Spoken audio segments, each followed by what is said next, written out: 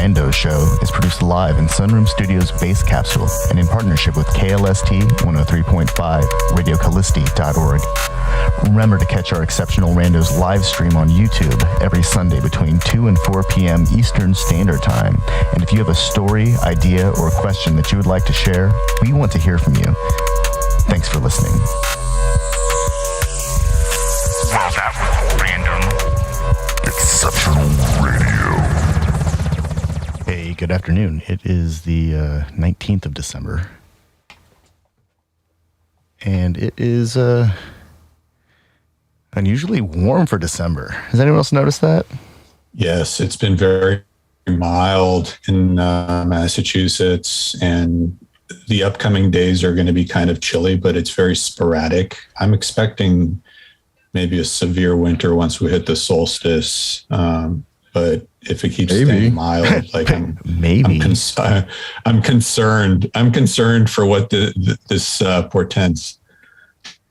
I mean, it's supposed to get cold tonight and tomorrow night, all the way through Wednesday night. But after that, it's back up into the 40s at night.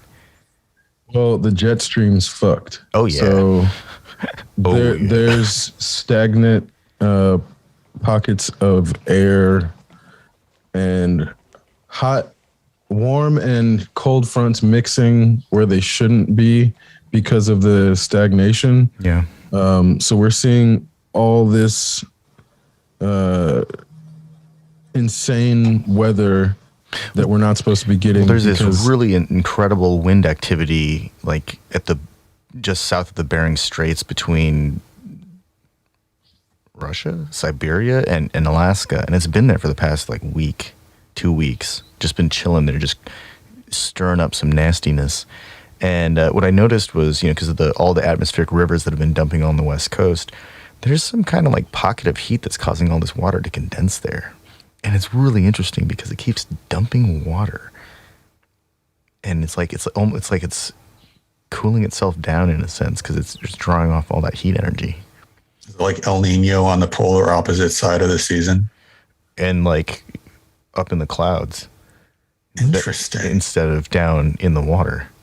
It's instead of the currents of the water carrying it, it's like the currents. Well, I mean, the atmosphere and the water directly below it are all tied to each other, of course. So, right. So is it precipitating? I mean, there are atmospheric rivers dumping all over the West Coast and have been for the last month.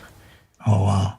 Well, and then we had hurricane force winds over the United States in the past week. And they only even started calling them that after 24 hours of them happening all over the country. And I only said hurricane force because they were not rotating.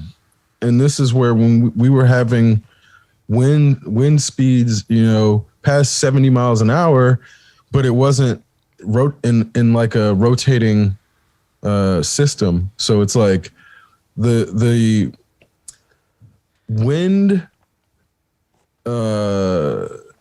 disasters that are happening, and there's a super typhoon in the Philippines right now, or I guess it just hit. It's all mesocyclonic weather activity. Yeah, there's huge.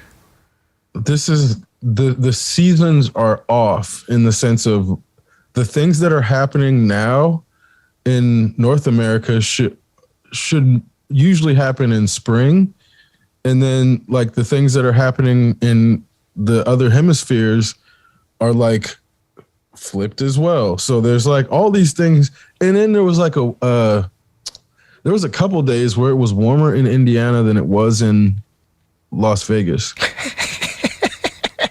And then Vegas. It was warmer in Indiana than Hawaii. Well, it snowed in Hawaii, didn't it? It snowed in Hawaii, yeah. Fuck. There was a couple days where it snowed in Hawaii. In those days, it was 60 in Indiana, where I'm okay, this isn't not right. Good. This is not right. It's not natural, yeah.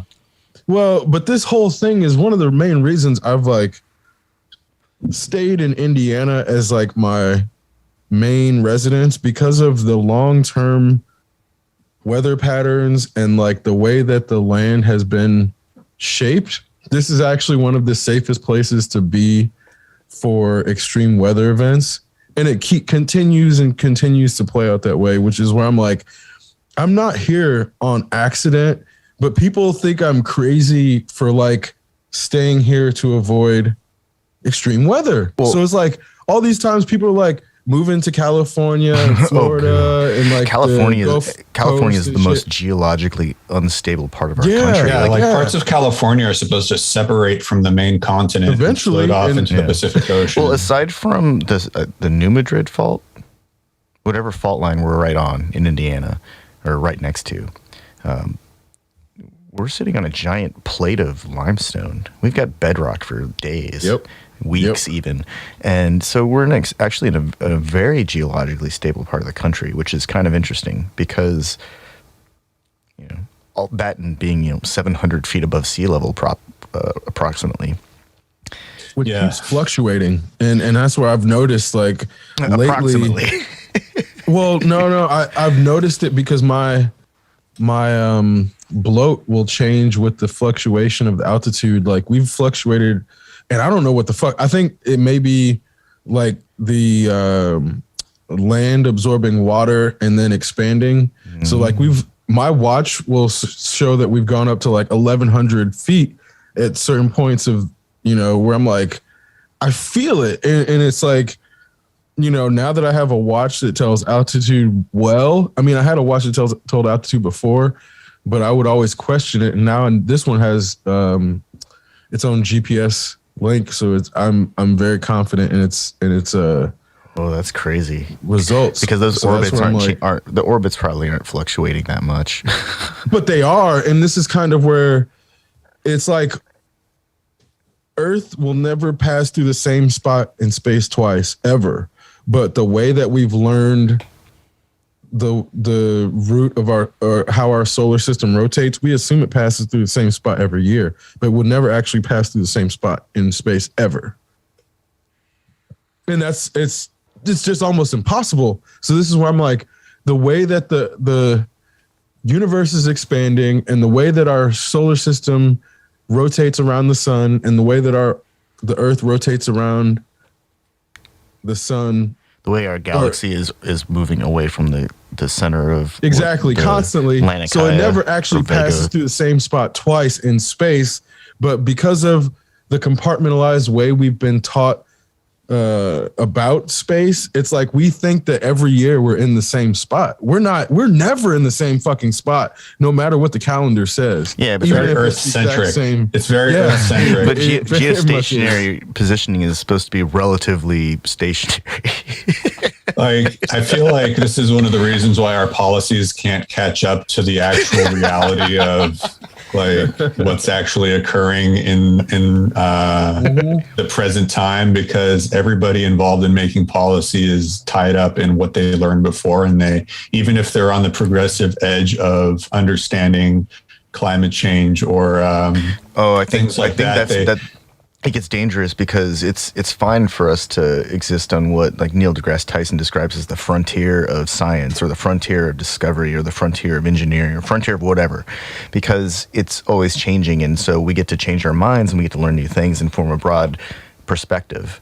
We broaden our scope. Yeah, but imagine trying to explain. Policies derived from years down the road after they've decided, oh yeah, this is the official cataloged events that transpired that led to this decision. So it's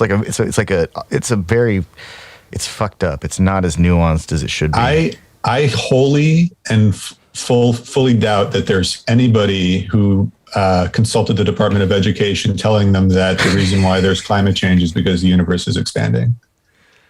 Like there's not going to be that. It's not going to filter down. Of course not. Or that is expanding faster than we ever thought it was.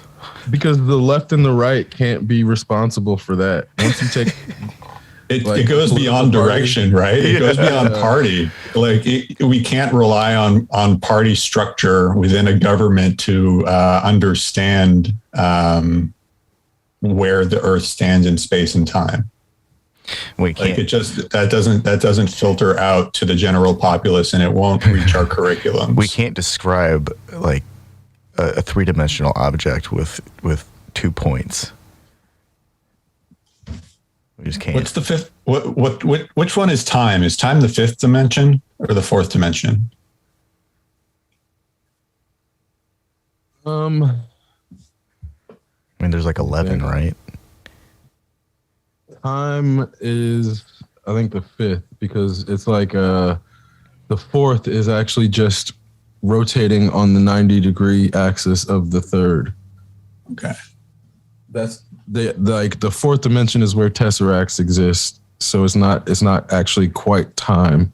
And this is where like time, but like the fifth dimension ultimately becomes like the movement of three-dimensional objects move through the fourth dimension repeatedly. And that's kind of where it's like the fifth dimension becomes what we perceive as time, which is why ultimately our perception is linear, whereas time is not mathematically, but because of the way things interact, it's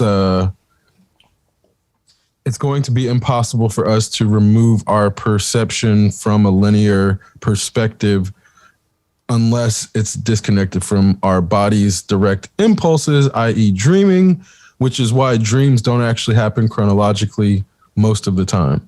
So if time had to be relegated to a shape, would it be a gravitational torus? Yes. Okay. Exactly. That's exactly right. Which is why when our dreams are not bound by gravity, they don't actually flow in a linear pattern.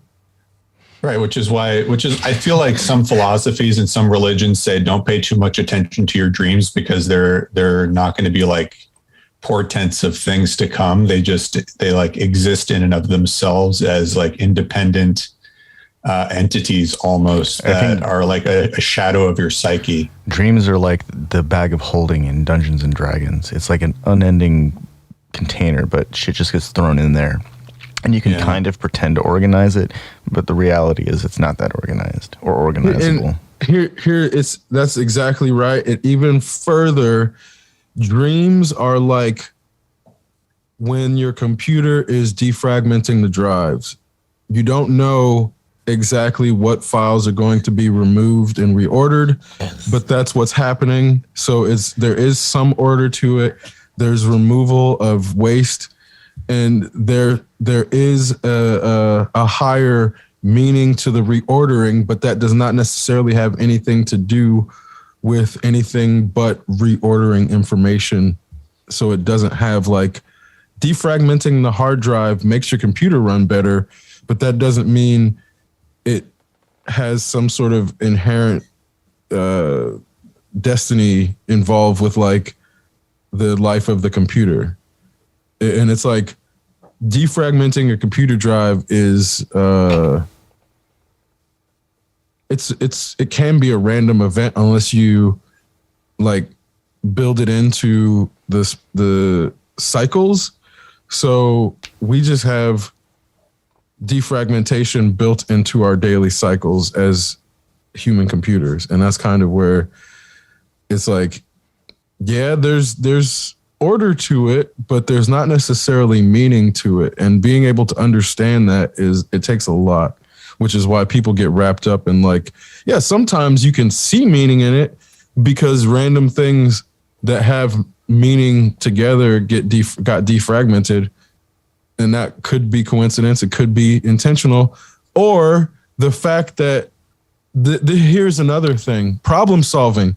If you, allow your brain to find the connections, it will on its own. So when like I would go to sleep before tests or sometimes during tests and would solve problems because my brain is like, oh, these two things are actually connected. And my conscious thought was in the way of me getting those two connections. And when you actually take out your conscious psyche, it's a lot easier for your brain to find like logical connections and not emotional connections. Was it Archimedes who fell asleep in the bath? Was that him? Yeah. And he said Eureka? So. Eureka, yeah. Yeah.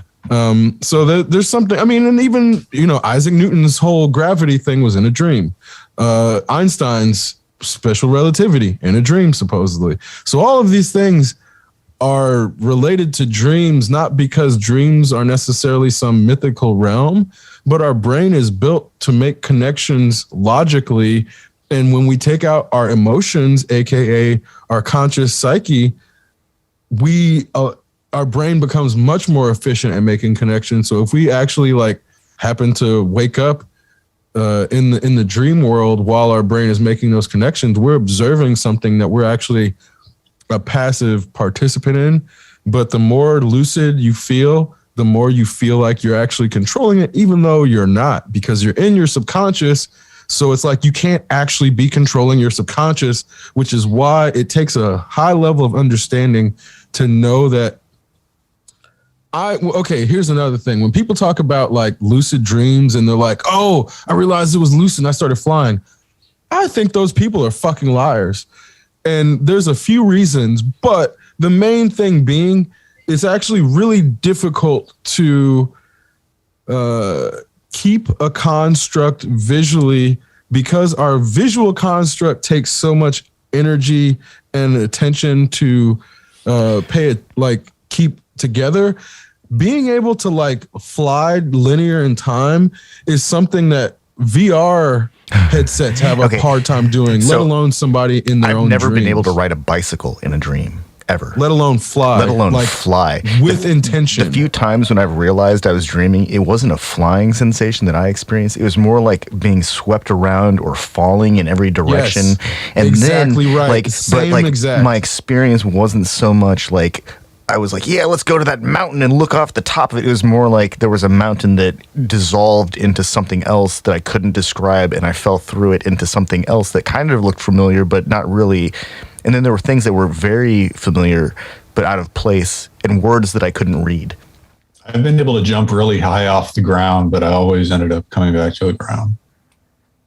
So, and this is where, I mean, yeah, okay. I don't think I've ever had any like weird. My experiences have always been this like falling through ideas and be like, I doubt that was a conscious choice. But you remember it happening because I've flown through dimensions. I've flown at supersonic speeds that can't be described by human math, but it wasn't conscious. So this is where I'm saying I've done stuff in my dreams where it was like more intense than anything I've ever seen in any Justice League movie. I was flying through fucking dimensions before Zack Snyder's iteration of Superman, where it was like, I specifically remember this because it was like the closest thing I've ever seen done in any sort of like animation or live action is when Omni-Man went fucking ape shit on that planet. Like, but I had this dream like probably 20 years ago. So this is like a long time before animated Omni-Man destroyed a fucking entire planet in like slow time, but real time.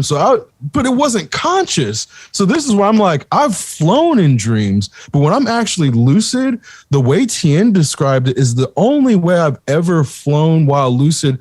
And it's like, I can tell you exactly where in my body I felt it. It's like you feel gravity pulling you from your gut and almost in your ass, in the sense of like, those are the only places you can feel it, and you can't really direct it in the same way that like you would imagine Superman's directing his flight. So it's like you can sort of like float around and try to like swim, but it's like it's not Superman flight because it takes so much brain power to focus on your body.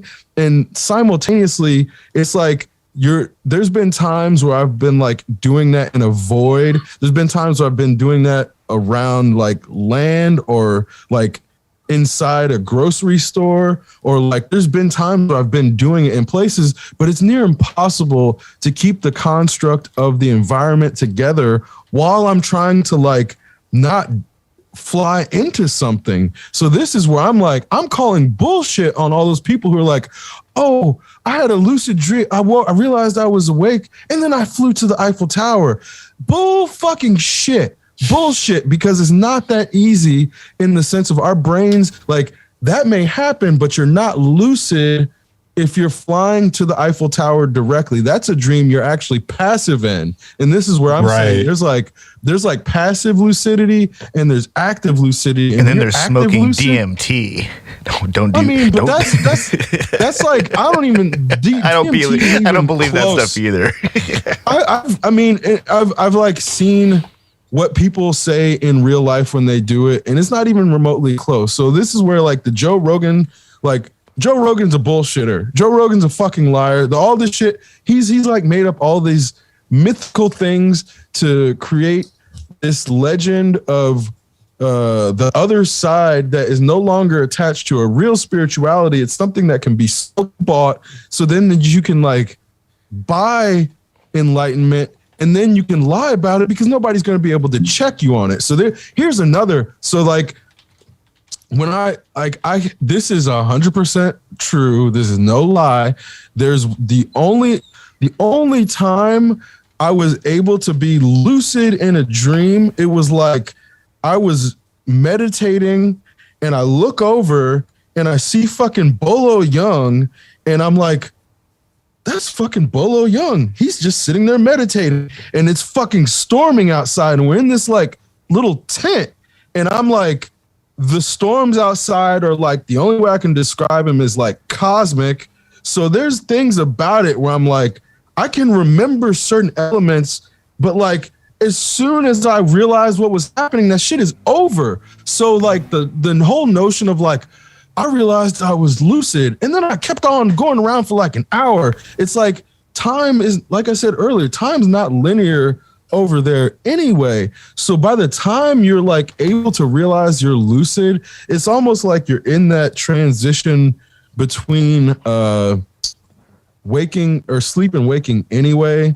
And people just fucking lie. They don't want to like admit that they're not special. So it's like, oh no, I had this dream and I'm like the master of my domain, and it wasn't fucking terrifying because I thought I was gonna fly into a fan, like the fucking Willy Wonka scene. Cause that Willy Wonka scene where they drank the fucking bubble shit and they're like floating, that's the closest I've ever seen represented of like flying in a lucid dream. And I've been lucid dreaming my entire life. Not like the thing about lucid dreaming too is like, I wouldn't wish it upon my worst enemy. It's not something that's fun. And the people who describe it as such, I feel like they're lying, because most of the time it's terrifying in that you're in a place because it's your subconscious. You don't have fucking control. The idea that you can be conscious and take control of your entire subconscious realm and not have that realm break apart because you actually wake up because you've activated too much of your conscious brain is coming from people who've never studied the brain. I fucking have a whole degree in that. I looked at people's brains, and this is where I'm like, I don't know everything about the brain, but I know enough to be like, okay, if your conscious mind is active that much, you're like on the verge of waking. So there's all these elements of like, there's a lot of stuff I think is real because there's like empirical proof, but then there's stuff that I think there's people bullshitting and getting away with it because you kind of like can't call bullshit on it 100%. Like people sleepwalking and getting night terrors and like doing violent shit in their sleep. That's something where I'm like, I'm calling bullshit on that, because if your physical body is like active enough to do all those things, I'm not saying that they don't have another personality active, but the whole notion that they're like asleep and doing it, like I talk in my sleep, but I'm never gonna like get up and like go outside the house and be like, oh my God, how did I get here? And this is where it's like, because it takes a certain level of waking brain activity to get those parts of your body involved. Of course, there are going to be exceptions to the rule, but the rate at which it's been described across America, I don't believe that all those people are having like night terrors and sleepwalking. I think a lot of them are fucking lying about it and doing shit that they don't want to admit that they wanted to do, and then fucking saying that they sleepwalked and did it, or they blacked out or some shit like that. And that's where I'm like, it's just the brain activity that it takes to activate those parts of your body. I just don't buy that their conscious brain isn't at least awake in some capacity, whether it's like a deviant personality or something, but I don't buy that they're fucking asleep. So there's a reaction. There's a reaction of the conscious mind to the random information being defragmented, and that's basically accounts for, behaviors or reactions. I think every time I woke up, like right as it was happening, like once I realized it's like, whoa, I'm dreaming, and everything starts getting weird. It's almost like it's all getting flushed down the toilet, and then next thing I know, my eyes are open, and then it's like, what the fuck just happened? Yep. And in my body, it's like that just happened a second ago, but the amount of information that I experienced visually, it's incomprehensible, because it's a wash of it's a minutia of light speed to consciousness. Accelerating into consciousness, as it were, because that's a great way to describe it. I was having a dream. I fell asleep at like a football party event in high school, and I was having a falling dream, and I remember like hitting the ground and waking up into my physical body, and like the people around me like got startled, and everybody was like laughing at me because I was like, I fell into my body from a fucking falling dream into my physical body. So that's where you're like accelerating into consciousness. That's exactly how it feels. Yeah, I've fallen into my body, into the bed, where I'd felt like I dropped into myself, kind of. And that's not accurate. I could feel like I just caught myself. Like waking up, and instead of being like fully relaxed, it's like I'm like already activated. That's a really weird sensation too. I think that's a separate experience. But what about sleep paralysis? Oh, cataplexy. That's like, yeah, I've experienced that shit too. It sucks. That's hardcore. It sucks. Especially like if one eye gets like half opened and it starts drying out, but you can still kind of see out of it. Which is also where that shit's terrifying.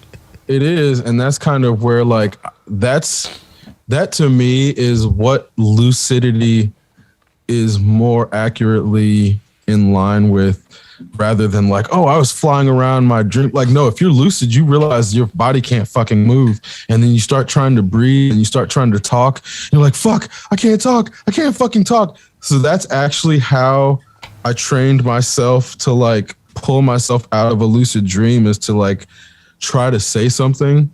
And that's where it's like that is anybody who actually has lucid dreams, it's fucking terrifying because your body can't move. So this is where I'm like, it just seems appropriate to call bullshit on people who are like, oh yeah, I was lucid dreaming. And I'm like, no, that's not actually what lucid dreaming is. Like, you're confusing passive observation with actual lucidity during a sleep cycle, because actual lucidity during a sleep cycle feels like a fucking demon is sitting on your chest and you can't see the demon because you can't turn your head around. So that's why these fucking myths around the demon paralysis and the fucking demon possession during sleep exist, because that's what lucid dreaming actually feels like. It's like, oh my God, my body's stuck. I can't fucking move. It feels like somebody's sitting on my chest because I can't breathe any deeper. This is as deep as I can breathe. Fuck. I can't talk. What? That's what a lucid dream actually feels like 9 times out of 10, more than likely. And that's what I'm like, my entire life, that's how, since I was like 4 years old. So this is where I'm like, I saw like shit like Freddy Krueger and the Nightmare on Elm Street. I'm like, oh, that's cute. These constructs, I could never really be scared of them as a child, because what I was dealing with in the form of lucid dreams was like, it's more terrifying, especially when like you perceiving time not moving in a linear fashion, and like people's faces don't get like, you don't have enough processing power for everybody's face to have definition. So you have like a lot of like heads with no noses or eyes and no mouths and shit. Like there's, especially when you're younger, that type of shit in the dream world that you actually perceive and then bring back with you.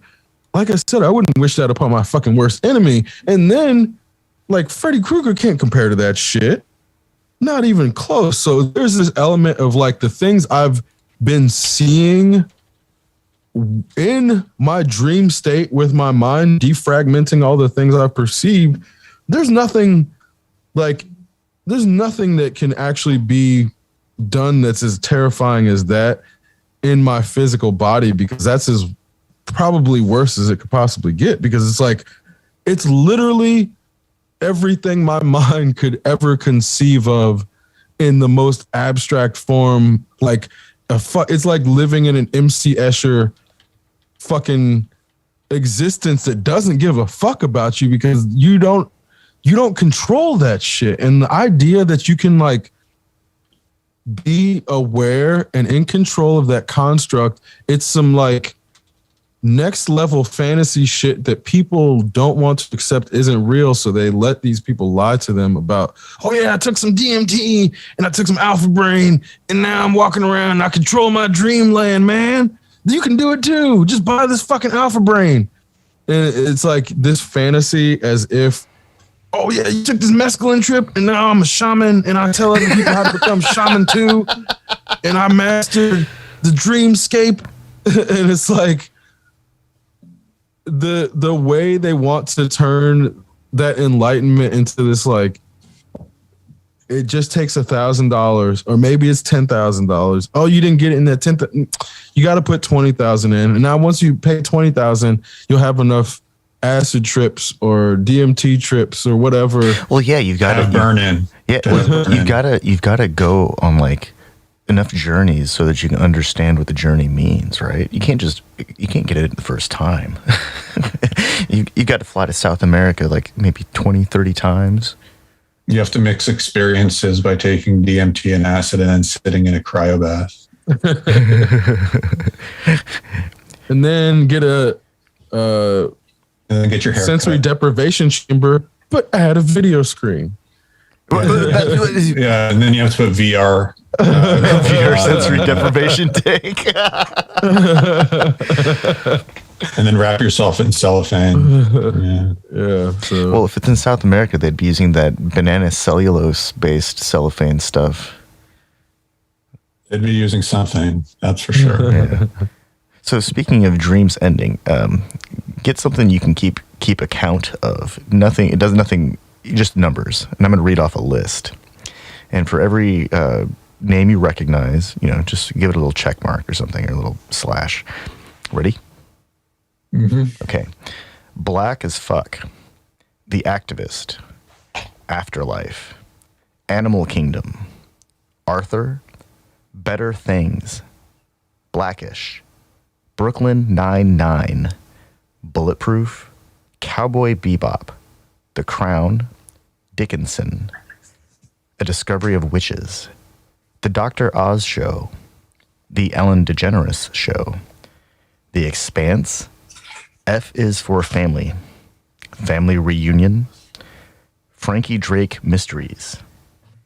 Gabby Duran and the Uncitables. Grace and Frankie. Hannah. The Harper House.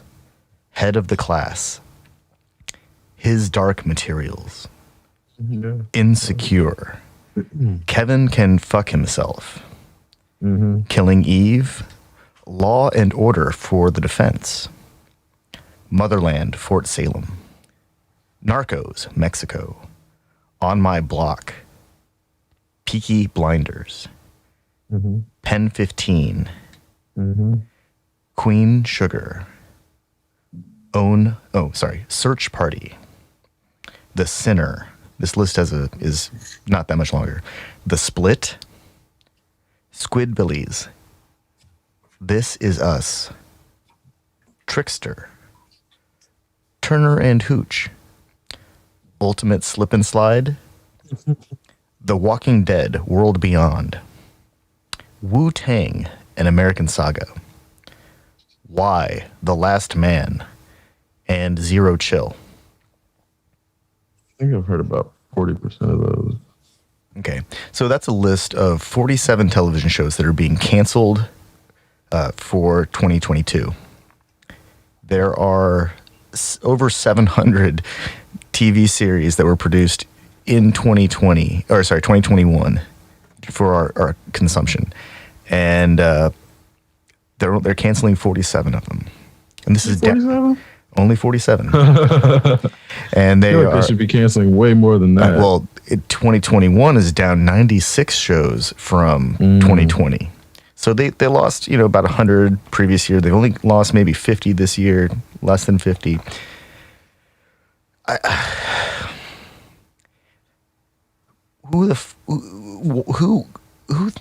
Why do we have 700 TV shows? Holy shit. I recognized maybe, a handful out of this, and some, Turner and Hooch was a movie at one point, but they made a TV series out of it. It wasn't that good of a story. No, the dog died. Or spaghetti at the wall and see what sticks. Well, I think we're way past the point of people trying to benchmark creativity with peak creativity, and we're in this really horrible place now where, as you just described, let's just throw it on the wall and see if it sticks. I think we have too many options. How could there be that many good stories if the creative pool is being spread out this thinly? Do we need that many shows to give people jobs?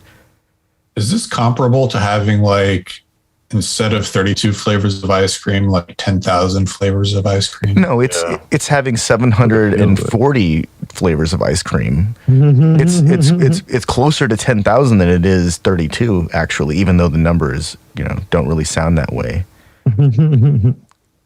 Also, 5'8", closer to 7 feet. 5'6", closer to 4 feet. Yep. The math works. It's fucking weird, right? Math is weird, right? Weird how that shit works. Where you're like, what the fuck? Hold up. What? I mean, we've got 700 plus TV series on the span of the internet available at any moment off of F movies. That's just wrong.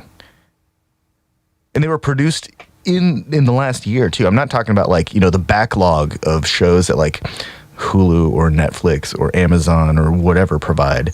These are new shows that are produced this last year. There were over 700 TV series produced in 2021. And granted, some of them are 8 episodes or 10 episodes or 6 episodes or whatever. What the fuck? No wonder we don't have any good stories anymore. Oh, but then you get Brooklyn Nine-Nine, where it's that shit should have been canceled years ago anyway. Oh, yeah. How that show survived is a question that I've been asking for the last 3 or 4 seasons. And somehow Simpsons still marches on. Is Family Guy still a thing? I think so. Right? And South Park, for that matter. At least they had the sense to end the story of Lost in Space with the 3rd season. They could have wrapped it up at the end of the second. They could have wrapped it up with 1 season.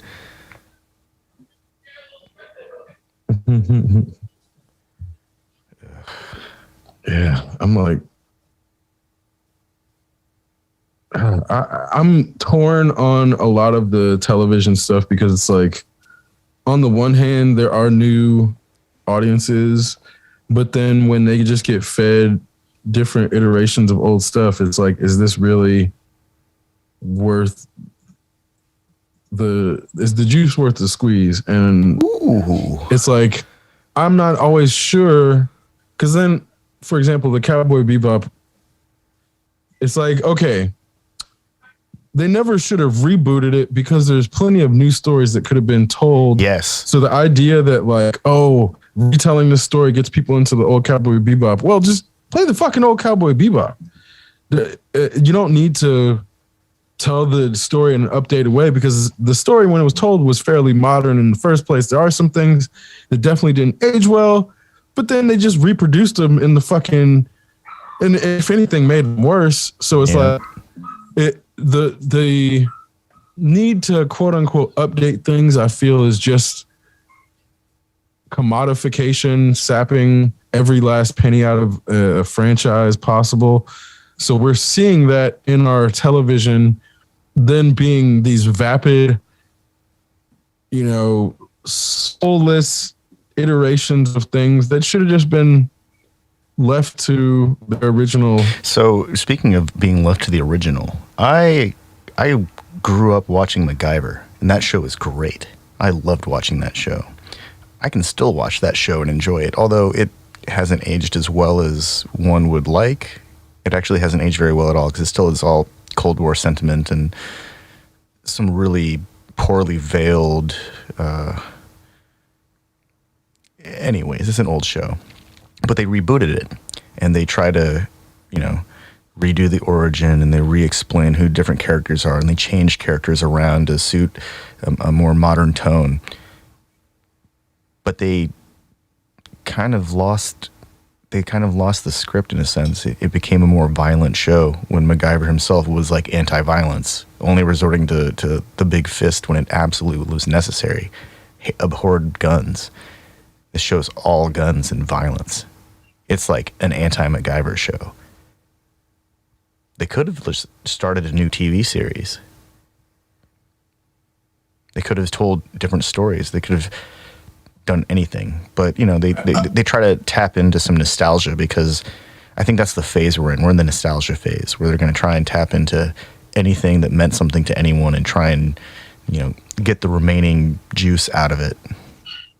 Not only is it nostalgia, but I think it's like the rights owned by the organizations are like reaching some sort of point where they have to be used, or they're contracted to be used. Otherwise, there's some sort of loss of usage. Well, I think you're right, and it goes into public domain. So then that's where you get these like Magnum PI reboots and shit.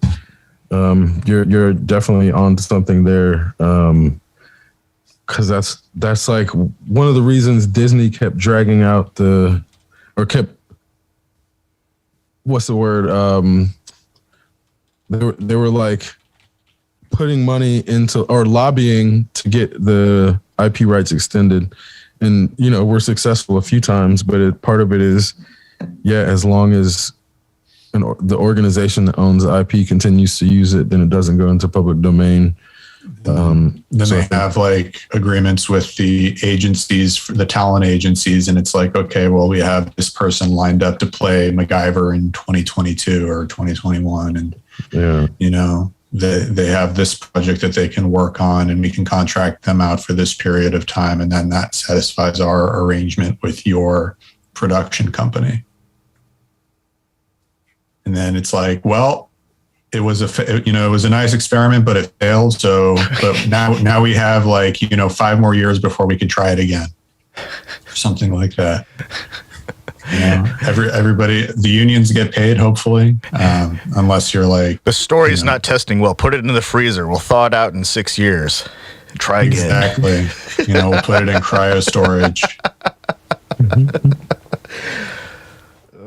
Well, every year every so often there's some other series of ultra national patriotic stories of some U.S. soldier saving a bunch of people, or there's a new threat that some super soldier has to go in and neutralize, or we had that like whole Jack Reacher. That whole like book series has been around for a while, but I was thinking more along the lines of like Bourne Identity, and we get James Bond, and we have like Triple X, and I guess Reacher falls into the same paradigm of a tough guy who walks around beating the crap out of people. Yeah, no, there's a TV show, Jack Reacher, and it's like there's a Reacher TV show. Yeah, there's a Reacher TV show where he's like solving murders in a small town. Wait, he's not traveling all over the country kicking people's asses? He was in jail, and then he got out of jail, and now he's in a small town solving murders. That's like Alan Richards can't catch a break, man, because I feel like he was on Titans and then they just killed off his fucking character, where it's like, man, just when the Titans writing was like getting really, really good, they decided to kill off his character. oh, he was like, the Hawk or yeah, and he was also in the Teenage Mutant Ninja Turtles reboot, and apparently it was like nobody knew it was him, so it was one of the like not a bad decision, but it was not a good career decision because he didn't get paid well, and then the script wasn't great, and then it's like all of that was for nothing because nobody even knows it was him. Okay, so the first book is or the first season is based on the first book, or the book Killing Floor. It's not the first book, is it? I don't think it's the first book. But that okay. Jack Reacher. Yeah. Okay. Well, I guess if they're gonna do like each season is a book, that'll work. I guess that'll work. If they can do it, if he kicks people's asses and doesn't talk a lot, that's probably better for a book adaptation anyway. That format, and that's where I'm like, yeah. The whole notion of movies being good formats for storytelling, I don't know where that ever even came from. It's good for visual extravagance, but it's not really good for storytelling. So that's like where the Hunt for Red October. let's watch our dark and red screen for 2 hours, gentlemen. Oh my god. Yeah. yeah. So a series makes sense for a book, especially like the Reacher series, which is a fuck ton of books. They can have, a dozen seasons if it's just a book per season. And then that'll make sense because then you don't have to really maintain too much continuity between them because the stories are self-contained. Seasons can be seasonal. They should change the actor who plays Jack Reacher with every season. That'd be cool. Yeah. Make it a Jacqueline Reacher. It's his cousin or something like that. She's equally Jacqueline hard. Reacher. Rachel Reacher. Rachel Reacher.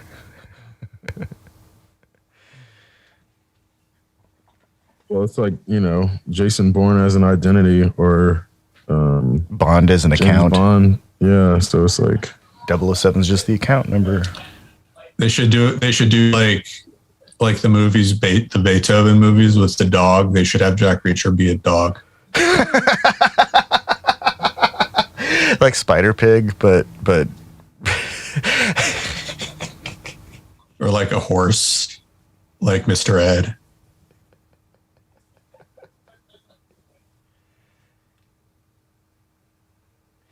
I don't know if that's gonna work for Reacher. He's supposed to beat people up with his big fists and take no nonsense. You could do the kicking. You could stomp him.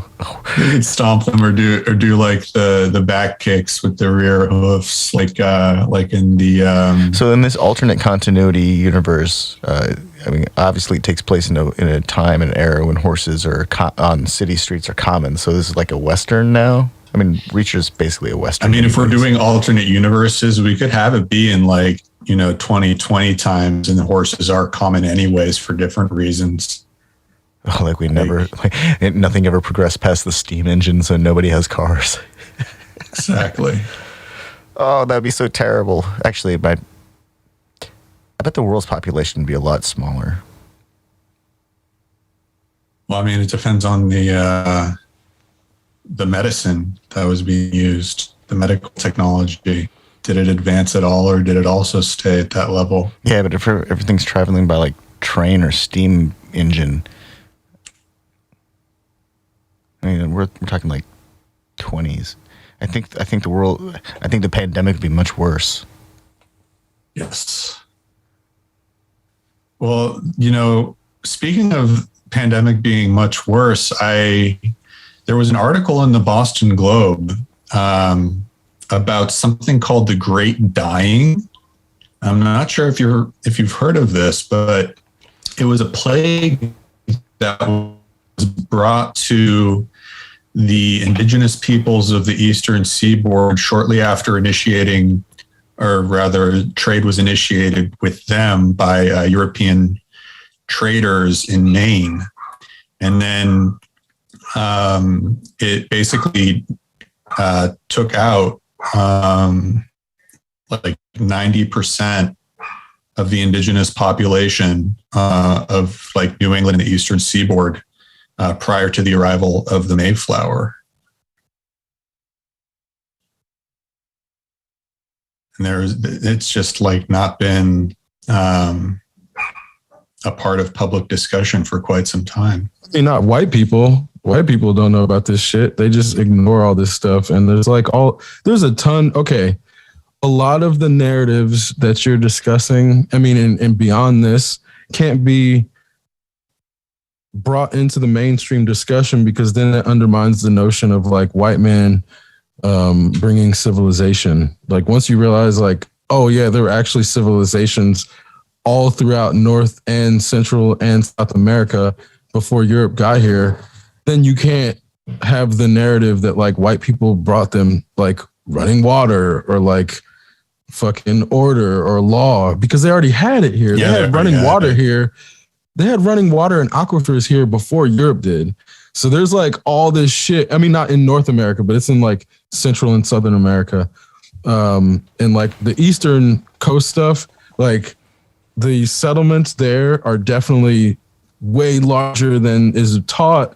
And the cities were bigger. So that's where it's like all of the stuff that is the actual history, you can't teach it because then that undermines the narrative that Europe somehow brought these people civilization because they definitely fucking didn't. No. And then you realize the civilization that Europe got brought came from fucking China in the first place. They got that shit from fucking China. I mean, there's a reason that that Manhattan is called Manhattan, and Manhattan's not a small place, and it was occupied by, you know, the Manhattan people.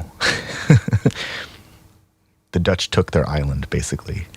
Yeah, and then they keep all these names to rub it in those people's faces, which is okay.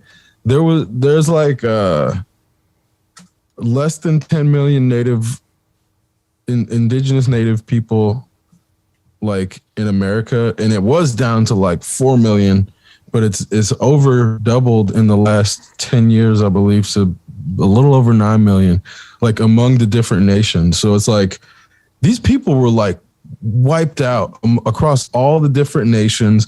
And if you are made to know how drastic the genocide actually was, then there's no way to like ever be proud of the United States as an entity, because then you have to like hold them accountable for that shit. And this is why the fucking history system is such like, I mean, specifically in the public school, like private school and non-public school history, like they'll teach you about the actual shit, but everything, if you go through the public school history system, is about taking out all of that shit as far as what they did to the natives and then making it seem like there was nothing here and it was undeveloped. And then the white man came and manifest destiny, and they start basically there as if everything here was just untouched land. And it's a very deliberate attempt to make it seem as if the peoples here were not full-on humans because they hadn't achieved a certain level of civilization, even though they actually had.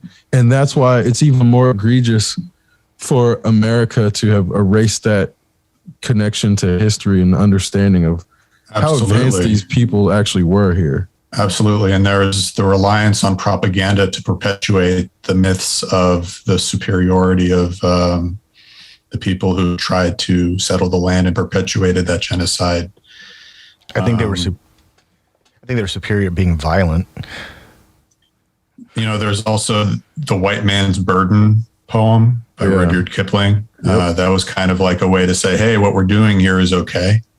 You shouldn't feel bad that we're making these people move by force because they don't want to have a peaceful relationship with us, because, you know, we're of course offering them a peaceful resolution, whereas like the other opportunity that we're providing them is to like fight or die. So, yeah. The French were at least trading with them. The French could have even been a part of bringing that initial plague as well, because of the lack of immunity. Well, and even then, so here's what it is there were biological warfare attempts that were successful, but the Europeans were just fucking dirty. Mm-hmm. And this is what they don't want to acknowledge. All that lice and the fucking smallpox. That was just them being fucking dirty motherfuckers that didn't wash their asses. They wore the same clothes for a fucking week at a time. So it's these dirty motherfuckers then trying to be like, oh yeah, we did bio warfare and smallpox blankets. No, motherfucker, y'all were just dirty. And this is where the history gets rewritten to make it seem as if it was intentional in certain cases where, yeah, there was intentional bio warfare, but we're talking about people who now their descendants don't believe in fucking vaccines. You think they were like coming up with complex ideological warfare plots? Nah, they were just fucking dirty. And these other people that they encountered were not that dirty. And their fucking unhygienic practices led to fucking disease and rot amongst people who were not usually wearing the same clothes for a fucking week at a time. Like, not, who knows? Like, the stuff that Europe is described as doing, like, the way they would, like, shit in the street. They still do shit in the streets in many places where it's like, it's not uncommon, but they'll make it seem as if everybody in their society, like, has tea at noon and fucking drinks with their pinkies up, and everybody's walking around wearing suits and twirling their fucking canes. Like, no, they stick these their are pinkies people out because they haven't developed the muscular dexterity in their palm to control their pinky. Meanwhile, they don't talk about chamber pots, bro. They don't talk about chamber pots. Just throwing it out the window. Out the fucking window, man. Onto a person. If you're lucky, you won't get hit. No, that's Europe, which is where I'm like, this whole civilizing self-image is complete and utter bullshit. Nobody wants to talk about what the moat was full of. Right. Oh, God. We're building these big gaudy fortresses because they were too scared that people were constantly going to come attack them. So all these castles are basically like, hey, yeah, I have to like make sure that my quote unquote gigantic home is also like can be built to resist an attack because people might try to kill me at any point because I'm fucking exploiting. So everything about the way Europe has been like, on the one hand, we want to pretend we're civil, but on the other hand, the richest people have to build their gigantic fucking mansions as also fortresses because they might be subject to the impoverished, oppressed attacking them at any given time, because that's what it's been for the last few thousand years. So, what's scary is that, or not scary, it's amusing to me actually. It's possible to buy those castles now. Really, like they're not very expensive either. Like you can own a castle in France or Scotland or something for like practically nothing for what, I mean, you'd think a castle would be like millions of dollars. Well, because they don't tell you the upkeep is probably insane, so they're probably just trying to sell it to get fucking rid of it because nobody wants to actually maintain all those rooms. You know how hard it is to keep the dust out of like a castle, the apartment we have, let alone a fucking castle. Like, goddamn. Well, they had to build an entire building inside of the what's available inside some of these castles because they're just like walls basically. Unused, and then the space isn't used well. Yeah, you can't use it all completely. No, and this European doctors would taste urine to identify diabetes. Wait, what? If it's sugary? Yeah.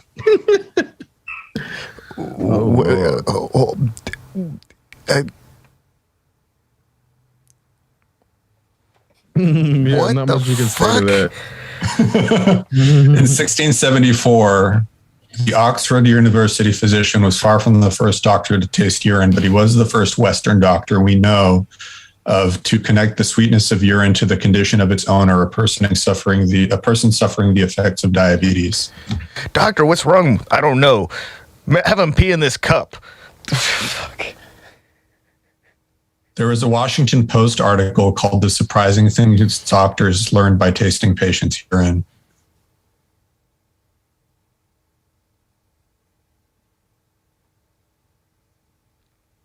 This just makes me kind of sad. That's why we have assays today. We have assays so that we don't have to taste urine. Well, aren't there like paper strip tests that you can put like blood or urine on to denote whether or not someone's having like ketosis or ketone shock or whatever? Yeah, we also have.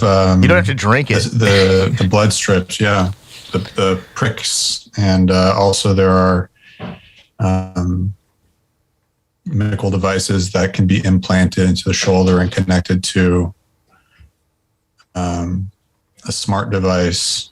So they've got like a cybernetic spleen, then. Kind of like a cybernetic spleen, yeah. Well, that's kind of cool. But the device doesn't regulate; it just reports. Oh, that's not as cool. That's just a spleen that can complain. That's just a spleen that can communicate that it's like. I shouldn't be making fun of medical technology like this. It's cool that they can know.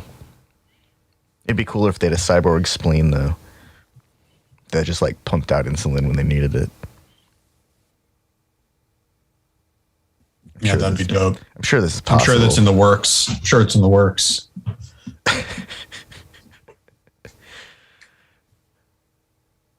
Sorry, I totally derailed the conversation with that. No, I'm thinking of like what other organs could be like cyberized to have like a smartphone control. You don't get your Android involved. Stomach. You'd have it running on cycles, so every like 45 minutes it starts foaming a little bit to help digest whatever you got. If you're a grazer, yeah. If you're not a grazer, you put it on a different clock cycle.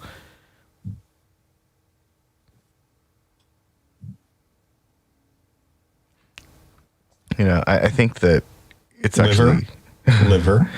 So recently it was announced that there's some kind of like attempt to standardize smart homes within Amazon and Apple and Google and a few other companies are signing on to be compliant with this group of standards. They're calling it Matter. I think it's a terrible name for a standard for smart homes. It's a Matter smart home standard. It's the Matter standard of smart homes. They're gonna have a Mater smart home if they're not careful.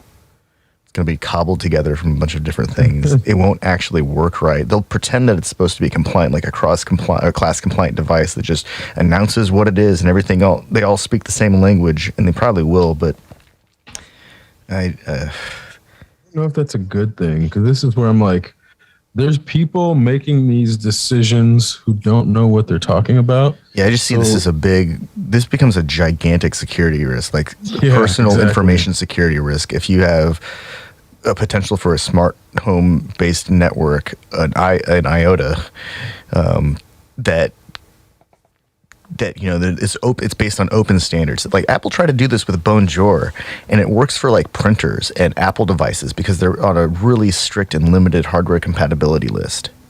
Like extremely strict and limited. Like every year they take devices off of the list of what can communicate through their protocol, and that's fine for their list of 100 devices. But when we're talking about multiple companies, each making hundreds of devices, now we're talking about like thousands of devices.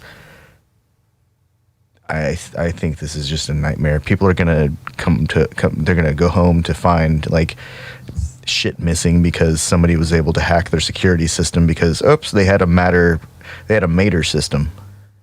I don't want there to be like something like that for body parts, because someone could hack the human body. I mean, but what if you could just like go into a store, pick an arm off the shelf, like engage it into your shoulder, and everything works like it should, like a modular arm. So that would be dope, as long as it You could like get buff arms one day, and then if you need to go in and do some really delicate shit, you can get some delicate hand arms, and you're gonna go swimming the next day, so you get a set of arms that have like paddle hands. Just got to keep the firmware updated. Yeah, just gotta have. Well, that's what. If everything keeps moving into the cloud and nobody actually has any local storage, we're gonna have some really dumb cyborgs eventually.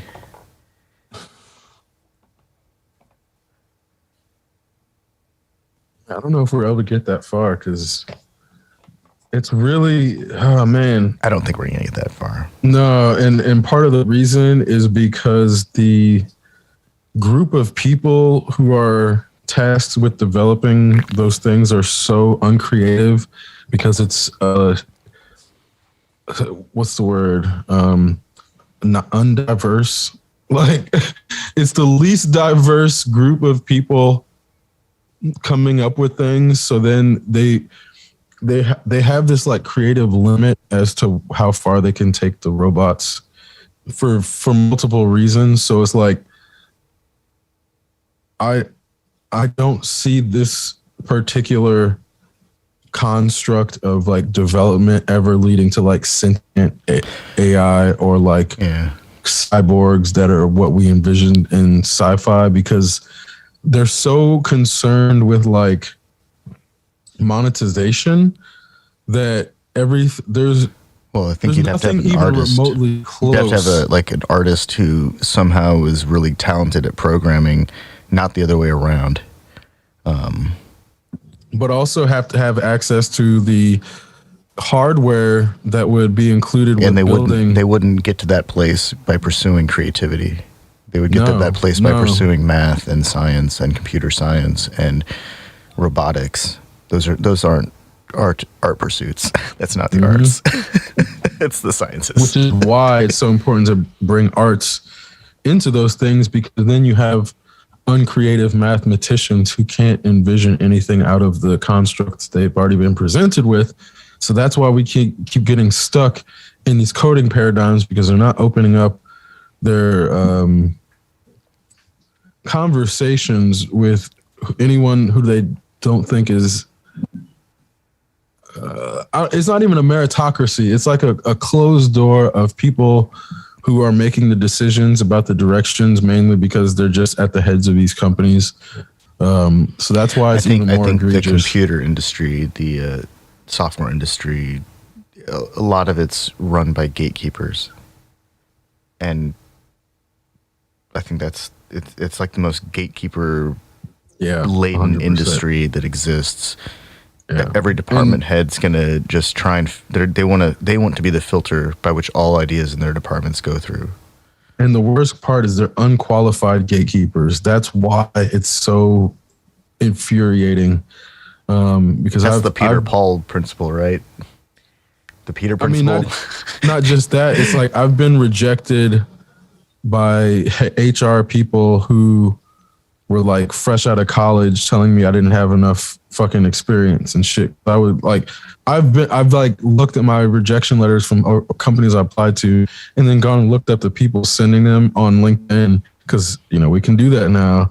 And now I'll see people like, they have fucking no experience except for the fact that they're like a white dude. And so I'm like, man, this is why this country is going to fucking fail and fall apart, because these types of guys are in positions to look at my resume and tell me no, because they don't like the fact that I'm more qualified than them. So they're going to turn people like me away, and I'll never make it in. And then they'll say people like me don't exist and aren't qualified enough. Meanwhile, it was just because their industry was being gatekept by unqualified fucking people who don't like minorities or women. I mean, like, it's not like you can't be a minority or a white woman. It's not like you have a hard name to pronounce either.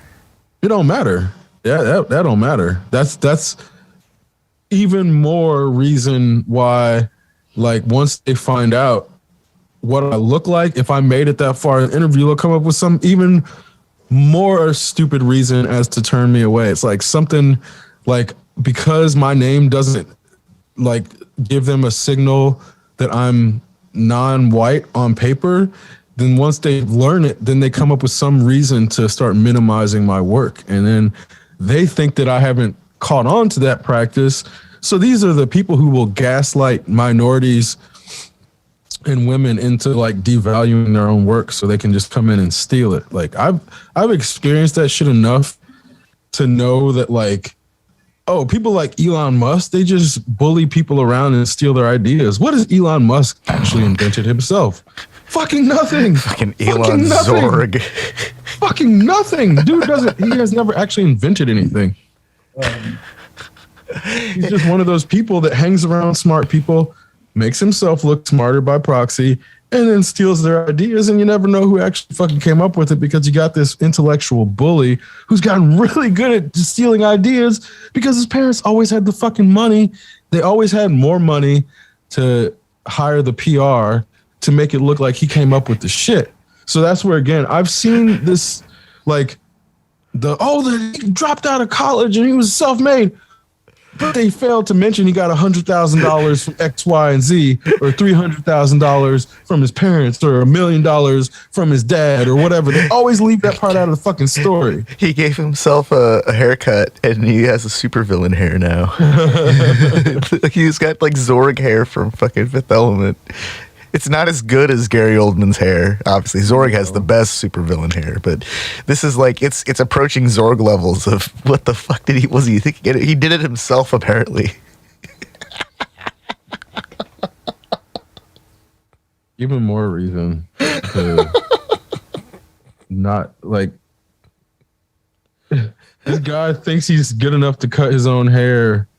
Like, dog, what, you can cut the back of your hair symmetrically? You think you're that good? Well, in fact, I created robots to cut the back of my hair. He was trying to give himself a mohawk. That's the closest he could get is what we got. Maybe he should have actually hired a fucking stylist if he wanted a mohawk and not think, oh, I'm so awesome, I can just cut a mohawk on myself the first time out because that's how awesome I am. Like, nah, man, I would never cut my own hair. Not unless I'm trying to go out looking like a fucking idiot. I can cut other people's hair. I'm not a barber. I'm not a stylist. I can actually cut hair really well. But my own? No, I can't see my own back of my. Is this kind of like an emperor has no clothes moment? Oh yeah, I could totally like take some shears and shave my head. I could totally do that. He did it, and he was like, "Do I look good?" And they were like, "You think you could do it and not have patches?" I think I've got to take it down to like no, what are they called? The riser things that keep you from going for a certain distance. I think if I took it right down to like just the shear itself and just ran over every square inch of my skull, I could do it. That's what you think. I think it. I'm saying it's going to take me like 6 or 7 hours to do it. Yeah, the first time, if you want to do it right, which is where people will do it and like walk away and then be like, oh shit, there's a giant patch because you've never been a barber before. So you don't know what to look for when you're like, okay, now I'm done. Oh yeah, no, that's what I mean. Like, I think I could do it in like, maybe it would take me all day. But I feel pretty confident if I spent the entire fucking day, I could do it. I'd waste an entire fucking day though. And it wouldn't be worth it. Guess what? Going from long hair to short hair, when you cut it, it's going to be growing in a completely different grain than the way it grows now. Like, so it's going to try to be going in the direction in which it grows now. So like when you cut it even completely short, when it starts growing back, you're going to have to retrain it. And there's things like that where it's like training hair is something that people don't even necessarily think about doing because they're not in control of their hair direction most of the time anyway. But this is why, like, when a barber or a stylist is cutting hair, if they're good, they follow the direction that the hair naturally grows or the way it wants to grow. Well, when it's longer, things grow different in different directions when they grow short because of the weight. So if you go from like long to short, your hair is going to be going basically the exact opposite way. So you're going to have to like it may take days or weeks to retrain it to go the other direction if you're going to keep it short, unless you're cutting it to grow back out long. And then so there's all these things about like, you know. Oh man, my hair grows so fast. Like I've had mohawks that were back to like full heads of hair within, you know, a couple months. Like really weird shit. Like, man, what was I eating back then? Actually, now that I think about it, I think I was eating a lot of fish. But even then, like, okay, because you don't get your hair cut, like, when's the last time you got your hairline shaped? Oh, so Sheila usually likes to cut my hair on my birthday, but last year I somehow managed to go without getting my hairline trimmed up at all. So I've been almost 2 years without a haircut at this point. And this is where, even then, that's what I mean, like, hairlines, like... Dude, I'd never try to fix my hairline. That would turn out horribly. Because you can't see yourself. Even in a mirror, you can't see yourself. It's so difficult to cut a symmetric hairline. Like, but I think I could totally butcher my head. I think I could totally butcher my hair and like shave it all off if I had enough time. I'm convinced I could do it. Just take it would be so bad. I would like probably I wouldn't. This man was so delusional. He thought he could run a space company, a fucking car company, a solar powered panel company, and be a barber. And have a tube train company. And tube train company. And he's good enough to be a barber. That's a high level of delusion. Because he's not a good barber. He fucked his shit up. So people should look at his hair and be like, oh shit, he cut his own hair and that was the result? Oh no. Like, but then people, he's just being himself. They will rationalize anything to not feel like they've been grifted. And this is where at some point people got to be like, yeah, Elon was a grifter. Like, especially now that he's talking about quitting before he completes anything. He hasn't completed anything that he set out to do. Because then when I'm saying like, well, yeah, he made a car company, but they never hit their fucking targets. They still haven't hit their targets one time. And they say they did, but that's because they had to keep lowering them to one time. I think it was like 100,000 cars or something in the quarter, where you're like, that's not that many fucking cars. And then the profits that they reported when hitting that were like way disproportionate with the number of cars they sold. So that's where I'm like, okay, the math here is not adding up. You can't have a company that's worth this much when you can't make 100,000 fucking cars in a quarter. And now the chip fucking shortages hit. Nah, these numbers are not adding up. And this is where when Ford is taking like when Ford's only doing like 100,000 of one type of vehicle and they're selling and they're hitting all of their pre-orders, like they're not going to make more trucks than that of that model for that year.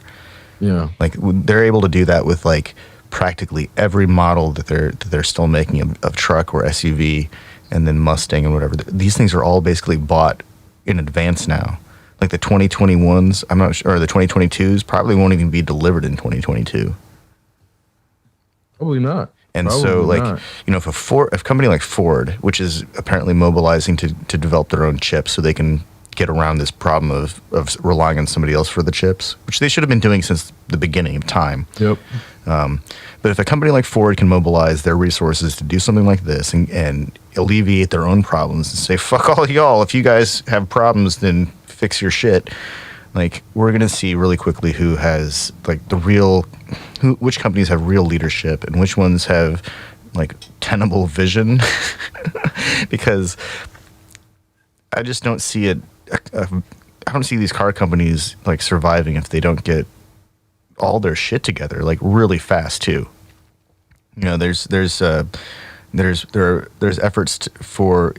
the legislative level to get to cease production of internal combustion engines by 2035, and I think that's not soon enough.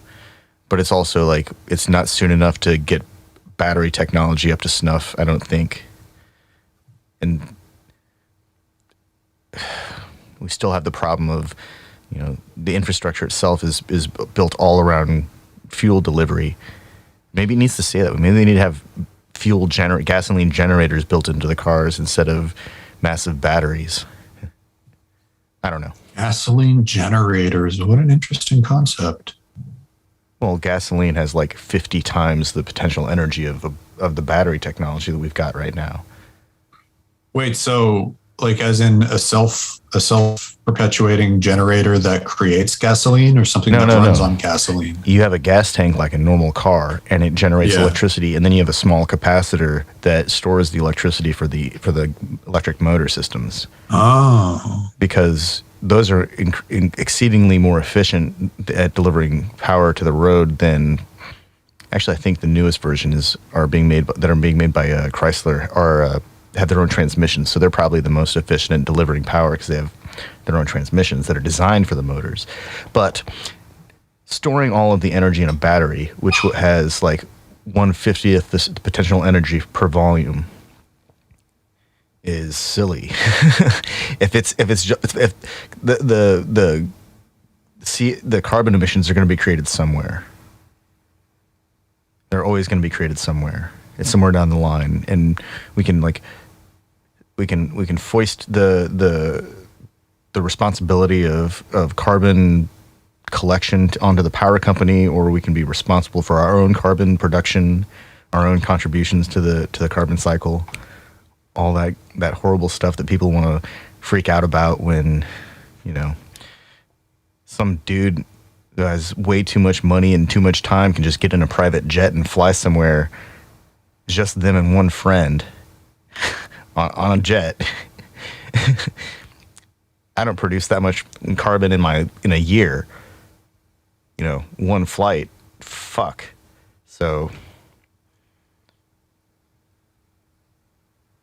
Yeah, and then we have this infrastructure bill. I'm torn on it because on the one hand, it's like our infrastructure is definitely falling apart, and we need new infrastructure. But on the other hand, it's like we don't need more of the same. I don't know if it has to fall fucking apart until before we decide to do something different.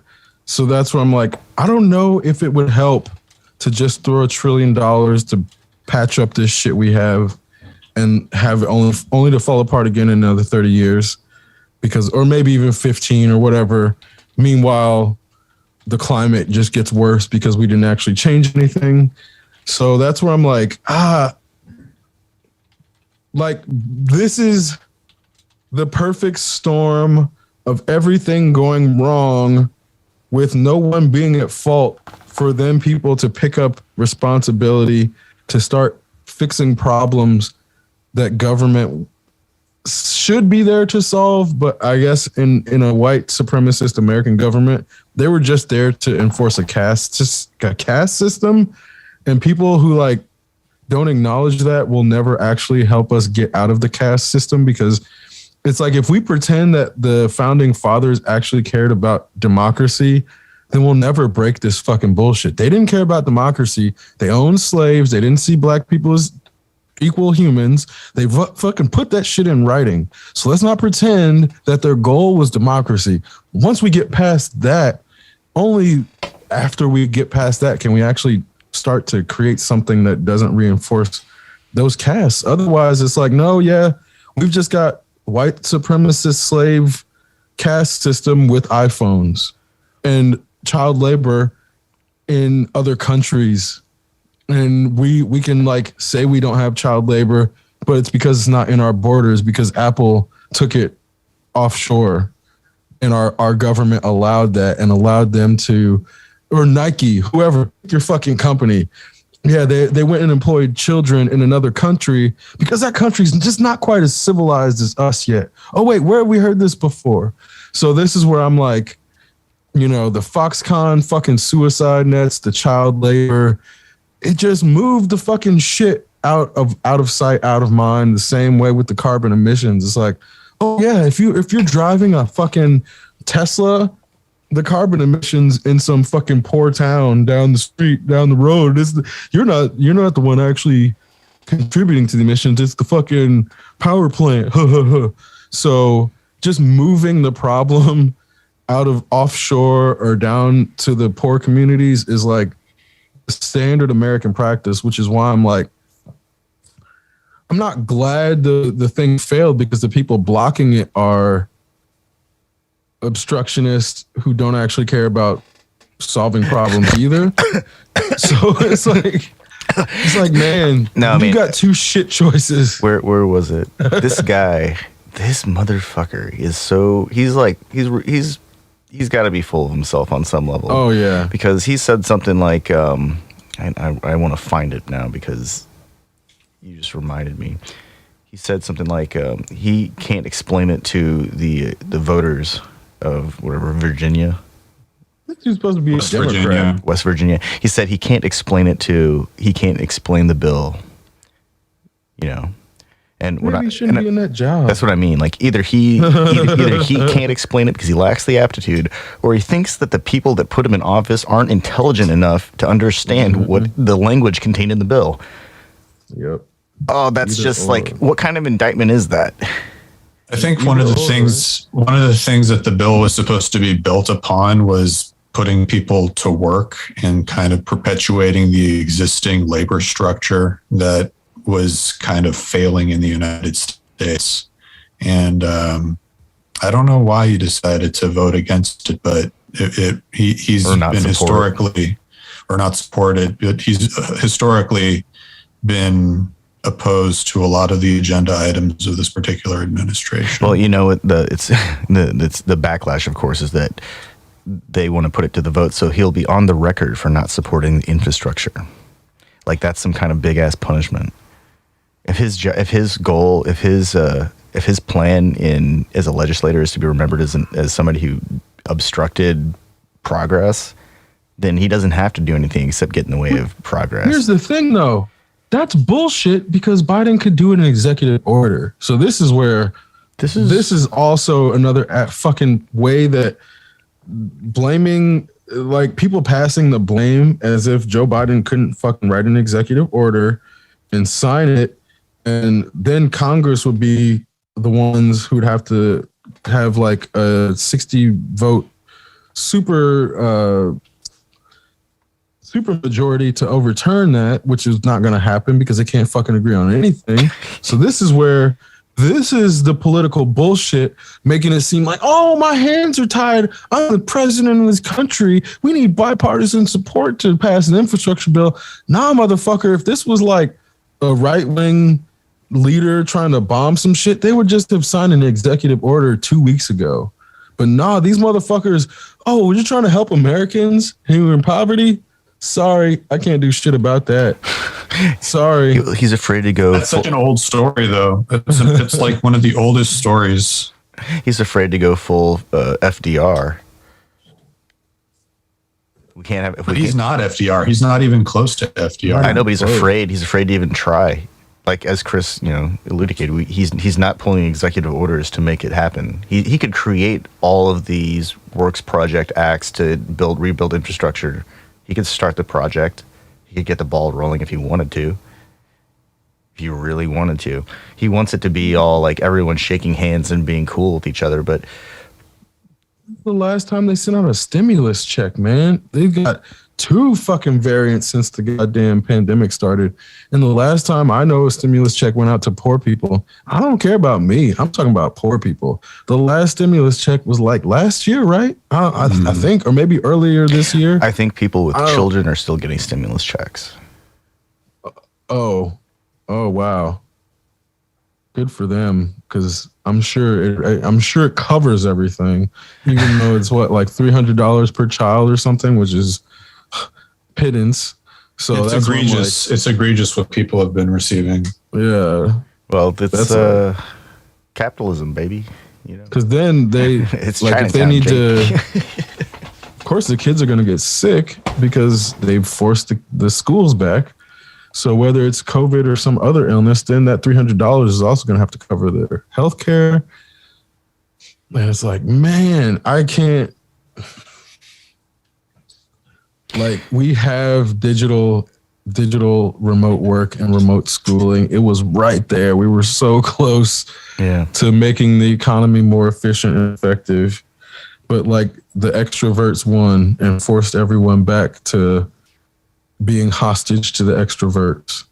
That's all it is. It's just people who are micromanaging extroverts, wanting to be able to look over your shoulder, wanting to be able to grab you, and wanting to be able to touch a person when they can. And that's the only reason people need to be in the same fucking building.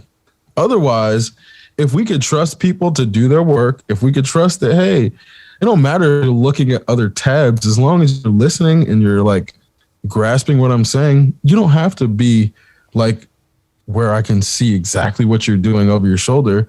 But we don't have authorities that trust us to not revolt against them because they've been holding the leash too tight. And once people realize how tight they've been holding the leash and how much they've been stealing out of the pot, of course they're going to fucking come for their heads. Of course. Because they've been like, when people realize how much they've been exploited and how much time they've wasted to serve a company that will replace them in a fucking heartbeat like Kellogg's, it feels like you've been exploited properly. Yeah, they've been exploited, but people don't want to accept it, so then they reject it, which is what The Matrix is about, which is why people didn't like the fucking trilogies. Once they realized what The Matrix was actually about, that it wasn't about some white dude learning how to fucking like download things without having to put time into them. Because that's what the first film looks like. It looks like white men can master anything if they just get their fucking hands on it. That's what the first Matrix film looks like. But then once you realize it's about humanity being made slaves to a system that they can't even see and then not being able to do anything about it, then nobody likes that story. So they want it to just be the first. I want this to be about Keanu knowing Kung Fu. I don't want all that architect philosophical mumbo. I don't need that stuff. They know exactly what the fuck was said. They just rejected it. And that's what the movie is all about, is the fact that they can't fucking handle it. So they have to mentally reject that shit. And then it's like when Neo barely kept it together when Cypher's like, oh, he's going to pop. Because Neo's rejecting reality. That's like, I don't think many people really grasp how close he's supposed to be coming to death right there, because his physical body is rejecting reality of like being a battery. Like they're referring in the first Matrix film, they're basically referring to people as like batteries, copper top. Because I'm like, why did she? Oh yeah, that's right. Copper top was like a Duracell thing. So when I'm rewatching it, I'm like seeing the way that they're using the lingo, and like referring to people as a battery is like a slur. And the way that they're like, oh, you're just a fucking battery right now. You don't even have a fucking soul yet, you fucking copper top. Like the way that the settle down, Rayovac. Yeah, the way that they're talking to Neo at first, like not Trinity, but like the other characters, they're like looking down on him because he hasn't actually come out of the system yet. Yeah, he's still just a fucking battery, even though, yeah, he's a hacker in there. Mr. Anderson, yeah, he's got this other life. Technically, he's still just a fucking battery. And that little nuanced use of like new age slurs made me realize like why the latter films got rejected so much, because it's like, hey, if you don't, most people are Cypher.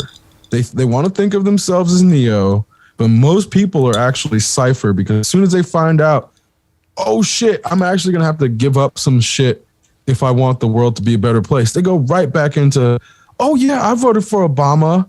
I'm like all for social justice, but do we really want to defund the police? And it's like, you see these people who see the actual oppression happening, and then once they realize like what dealing with reality is actually like, then they go right back into those systems because they've been protected the whole time, and they didn't want to acknowledge it.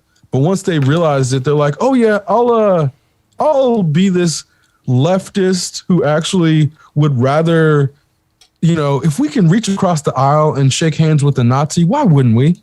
Because you're starting to hear a lot more of that shit where you're like, wait, what? You're saying you'll accept Nazis into your party if they'll like do these certain things? No. We're not on the same side anymore.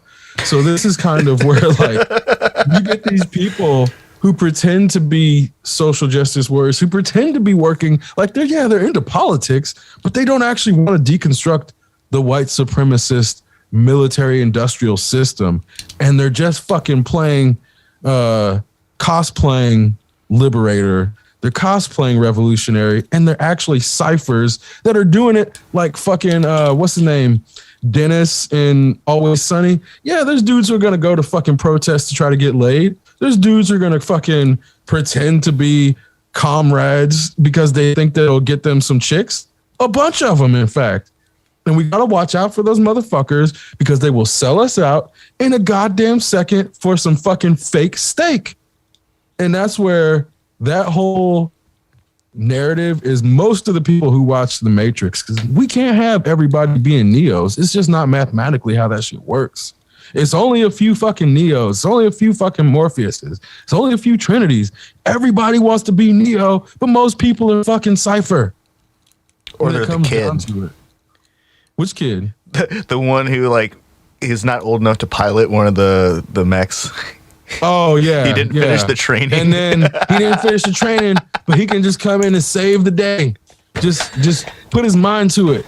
Yet again, white catering to the white male fantasy of like just naturally being a prodigy, just walking into it and saving it. Because Mifune, he was the black man, he was the general. But actually, he just did that too. But he's the one that fucking died. And then the little white kid comes and takes over Mifune's fucking mech and then saves the day. So it's like, man, it's shit like that where you're like, it's right there. I bet the Wachowskis didn't want to put that scene in there, but the focus group just really needed to see this little white kid succeed and he had to save the day. I bet that shit was fucking added later because it was really like unnecessary. And it was a predictable beat that comes like, it doesn't feel like it's in line with the rest of the Matrix films or what they're trying to do. And it really feels really forced. And that's where I'm like, I bet this is specifically for the white focus group tested audience, the white males specifically. They got to be able to identify with somebody. Oh, of course.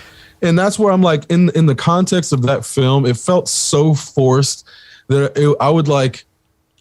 I would be remiss to think that scene was a result of anything else but focus groups being like, they got to the end of that film and were mad and felt like they didn't have enough people that were like they could identify with because what's up with all these women and black people saving the day? Why can't a white guy save the day? And that's what that fucking scene felt like. That's exactly what that scene felt like to me. When you have Trinity, when you have Niobe, when you have the Council of Elders being very largely people of color and women, having that kid save Zion felt like it was for the fucking focus group. That shit was for the focus group. You know what I mean? It wasn't Link's wife that saved the day. No, bro. Think about this. Like Mouse. Remember Mouse? Yeah. The white male hetero gaze would think Mouse wants to fuck the woman in red. Mouse wanted to be the lady in red. From my perspective, now knowing what I know, the way he looked at that image was he wanted to be her. Knowing that fucking the people that wrote this film were trans and how much he like the way he wanted other people to see the lady in red with such admiration as he did. It wasn't a real person. This was like his fantasy avatar. And that's exactly what it was. So when you have the benefit of hindsight, I can see Mouse in a completely different light now. People who are white, cis, or what I'll start calling them pre-op males, like they're going to see somebody trying to fuck the lady in red to prove how hetero and macho they are. When in reality, Mouse was like enamored with this avatar's, like what he thought was the pinnacle or paragon of beauty. It doesn't even necessarily have to be feminine. Like, but this is what Mouse's paragon of like, if this is going to catch your attention, because presumably it was that for the women or the men. Like, he didn't have a man in red. I never saw anything of an allusion to the man in red. So the lady in red was the test for everybody, male or female. So this is Mouse's, if he has an avatar that he thinks is going to catch everyone's eye, and this is his most eye-catching avatar, it's this woman. That's what Mouse wanted to be. That's how I see it now. But when I was fucking 20, of course, he's pimping out the red character. So if you just look at it at a purely visceral reaction layer, like it looks completely sexual. And that's where I'm like, oh shit, this is almost not sexual at all, knowing what I know now. And this is a very existential moment. Why would they even put this character there?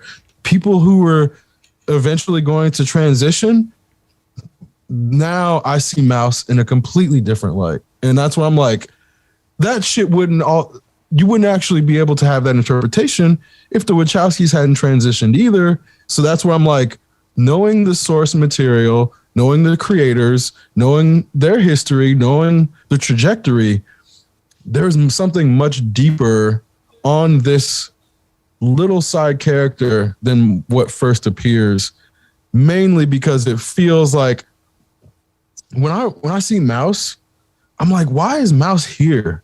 What purpose is Mouse serving? Mouse is a master hacker. But he's not the only. They're all master. That's not what sets him apart. The only thing that sets Mouse apart is he's really inquisitive about the experience of others. He's like more empathetic than almost any other character in many ways. And this is where I'm like, there's something about Mouse is not just there for no reason. And like, Mouse has too many lines and too much screen time for this to be an accident by writers who were eventually going to transition. And that's where I'm saying, like, even the larger narrative of software wanting to transition to human, that was there from the very beginning. When Smith took out his earpiece and goes on that rogue speech to Morpheus, he's like wanting to get out of the Matrix from the first movie. But if you don't know what's coming in the second movies, it looks like he's just trying to break Morpheus for the source. And then because there's like an action scene immediately afterwards, it's like that narrative is like almost wiped out of our mind. And this is something that we discussed too. Miyasi is like, the Wachowskis use action to traumatize the audience, to make them forget what just happened so well intentionally that then you have to watch the movie multiple times. Because when you have that speech and then you have a 5-minute action scene where there's like almost no talk, everything that happened before that is just wiped out of your short-term memory. They just like intentionally wiped your fucking slate clean, only for there then to be some new wave of like philosophical exploration to then be introduced. Then that shit gets wiped clean. So you can't process the Matrix movie as a whole, because either your visual and auditory senses are going to be overloaded, or one of the conversations is going to philosophically overload you. So you have to consume it multiple times to truly grasp the whole thing. Anybody who watches The Matrix once and says they get it is fucking lying, because it's almost like physically impossible to absorb it all because of the hyperstimulation visually and auditorily and hyper philosophical exploration that's also occurring. And it's like, again, this is why we're still talking about it 20 years later. Yeah. I can't think of any stories that do that. Like, I mean, there's in a way, like there's moments multiverse stories. Well, yeah. I mean, there are moments of Star Trek where they approach philosophical questions, but not the entirety of the story universe. Well, because this is where the Star Trek multiverse has retroactively connected the original series to the modern ones. So this is where telling a story for the sake of the story is damn near the only way for those types of long-term universes to or I guess we can call it a multiverse in this case, to exist between generations and have it connect. But that's where it's like, even then, some of the, like, it's not perfect, but there's only a couple examples of stories being told over this long of periods that connects to itself and is actually the same story, not just the like one story getting rebooted, because it's not easy. Well, I think it's really tempting to reboot because then they get to, you know, make course corrections or remedy shortcomings, and they can address things that the new writers thought were silly at the time, and they want to, you know, modernize or revamp or whatever. I think this, we've talked about this problem with a lot of different stories where instead of just building on the existing universe and the existing characters that have already been well defined, people take it upon themselves to reinvent the wheel. Not even reinventing it. They're just like, they're just replicating a previous design of a wheel. You reminded me, so Voyager, or no, it was Deep Space Nine. They took old footage. Oh yeah, they did the Tribble episode. Yeah, but they superimposed the modern actors on old footage, which I think that was the first Star Trek property to do something like that particularly. But then they took footage from the original series and then interwove it into Discovery, which was fucking awesome. So this is where I'm like, when properties take old footage and then incorporate it into itself, which is what Matrix is also about to do, it makes it a lot easier to do a cohesive story because it's acknowledging the previous iterations. But that's really hard to pull off, which is why I think we just don't have it very often. Yeah. There's a finesse that they have to realize within telling that story. Otherwise, it's just too easy for a story to try and create something new or reinvent or trying to stand out instead of working within an existing framework. I really think that's the reason that the prequel trilogy of Star Wars is crap, because they made it so much more than could possibly have. How are we supposed to accept that or believe that everything collapsed that quickly, like everywhere, and this is all that's left, even though it's super advanced and in the future, and that really shouldn't have happened. Like there, and then, but you know, they lost all this knowledge and technology, and then by the third trilogy, things are just as psychotic as they were in the prequel trilogy. Like all of a sudden, Luke figures everything out, and in the time between the end of Return of the Jedi and whatever Episode 7 is, like he's unlocked the secrets of the universe by then. It's just too much. It's like way too. He's like become super powered, and so I think that it's too easy to do that. It's too easy to like, oh well, let's just retcon some other shit and make these other things happen. I think it's hard to maintain the continuity of characters even over time. Well, and then because they're fictional, I think that's why people rejected Solo, like the Han Solo story, not the Solo with Mario Van Peebles, which is an atrocity. But I mean, over time, trying to do something to a fictional character to make it more real ends up becoming almost mocking the audience in a way where it's like, oh, Han Solo, he doesn't have parents. Well, he's a fucking fictional character. So when I lose my parents, I'm going to hate this story. And that's where it's like, there's certain shit where fictional people can only have so many good things or bad things happen to them before it really just starts to mock the audience and like, oh yeah, you know, this fictional character won the lottery and now he's going to do this and that. And like, well, fuck, you know, like how far do I want to follow this story? How much Richie Rich do I want to consume? Like, and then it's like, oh, Richie Rich, he lost, like his parents die or something. Like, well, fuck him. I don't care. He's rich. He's a fictional character. He's not real. So it's like, there's things about writers are kind of limited with what they can do with fictional characters as not to come off either mocking the mortality of the reader or mocking the reader's cast, because then whatever happens to that fictional character is not real. So to make a person who has to deal with those things in real life want to care about those things, you have to really walk a fine line as to like how you portray these things. So that's where I'm, you know, I like Brooklyn Nine. Anytime characters start to get married and have kids, I like immediately tap out. That's usually a sign to me that the writers are like out of things to talk about. Same shit happened with like the X-Men. Once Jean Grey and Scott Summers got married, I tapped out. I'm like, oh shit, they're out of fucking ideas. This is a fictional couple. They don't need to get married. They really don't.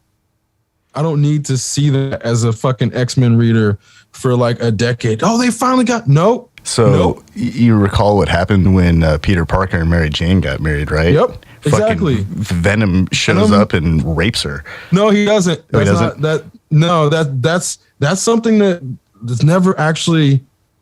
I know they don't made actually explicit. Yeah, I know. And it's never like it. It seems like it, but that's not actually in line with his character. Sabretooth is a full-on rapist. Yeah. Venom's not. Venom is never canonically been a rapist. Carnage is a fucking serial killer. Sabretooth is an explicit rapist. Deathstroke, explicit rapist. Statutory rapist too. There are people, even Wolverine.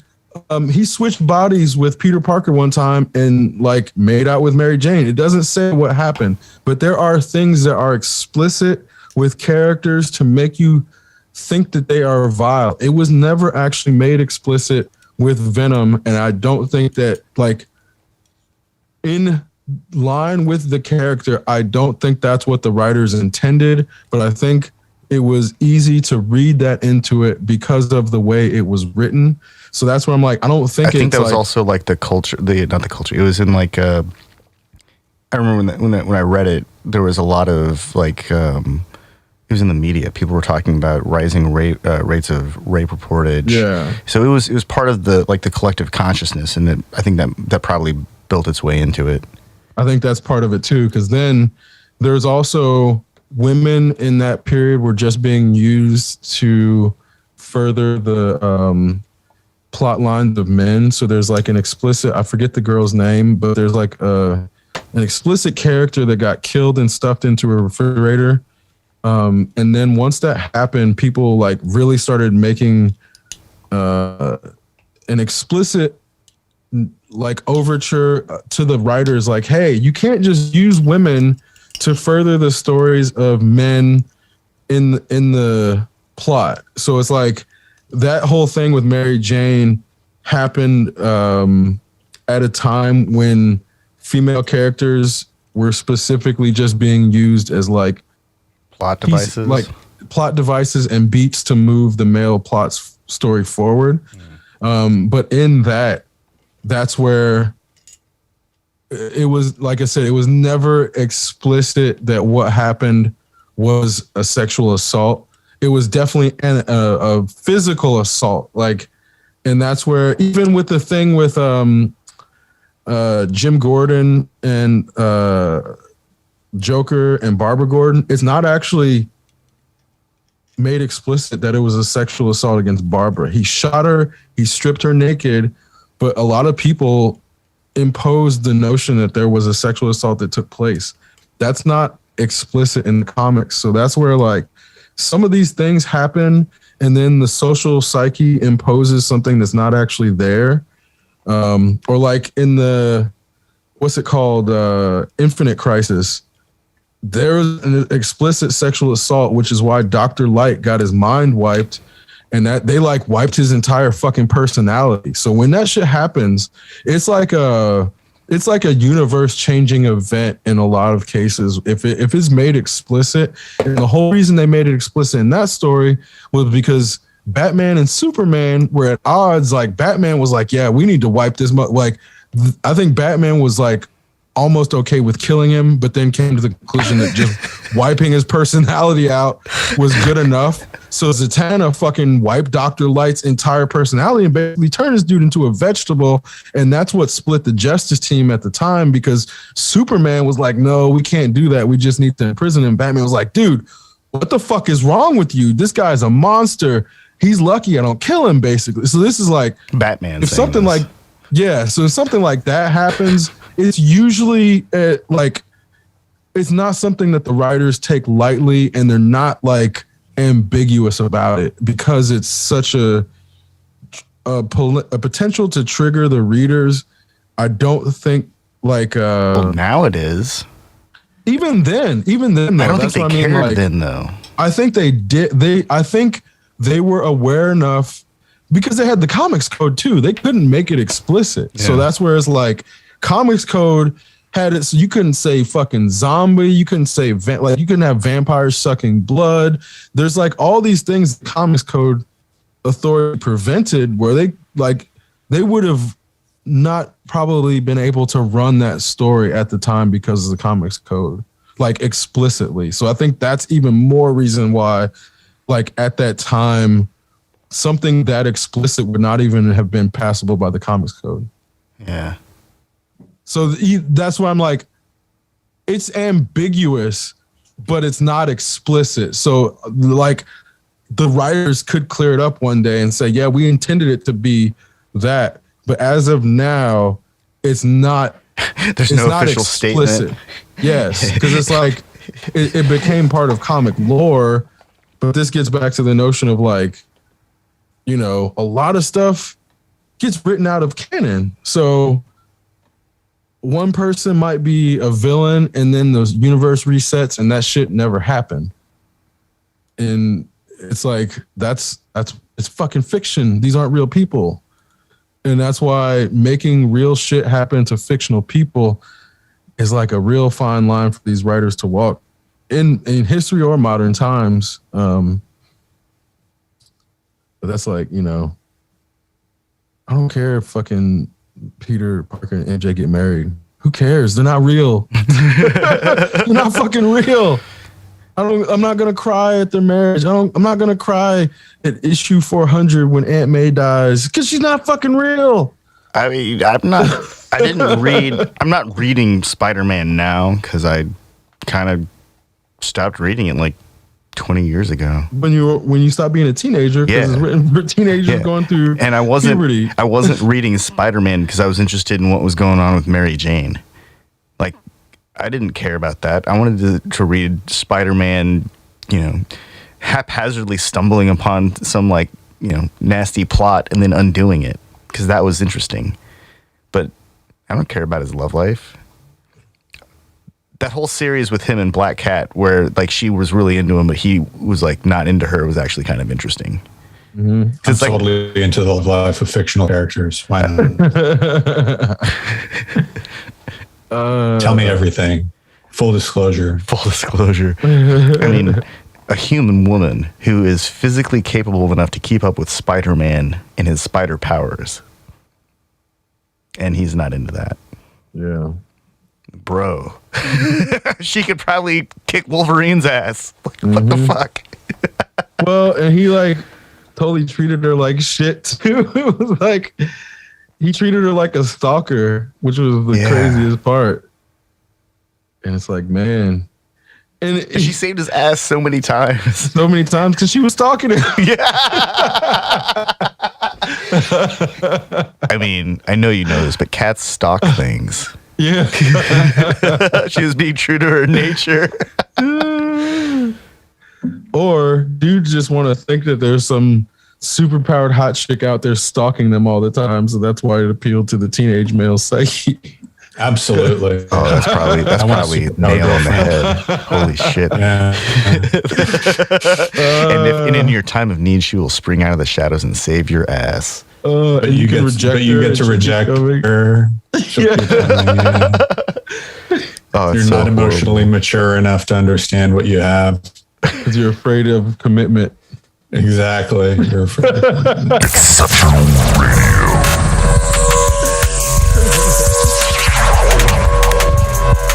Exceptional Randos show is produced live in Sunroom Studios' Base Capsule and in partnership with KLST 103.5, RadioCallisti.org. Remember to catch our Exceptional Randos live stream on YouTube every Sunday between 2 and 4 p.m. Eastern Standard Time. And if you have a story, idea, or question that you would like to share, we want to hear from you. Thanks for listening. Wow, that was random. Exceptional Radio.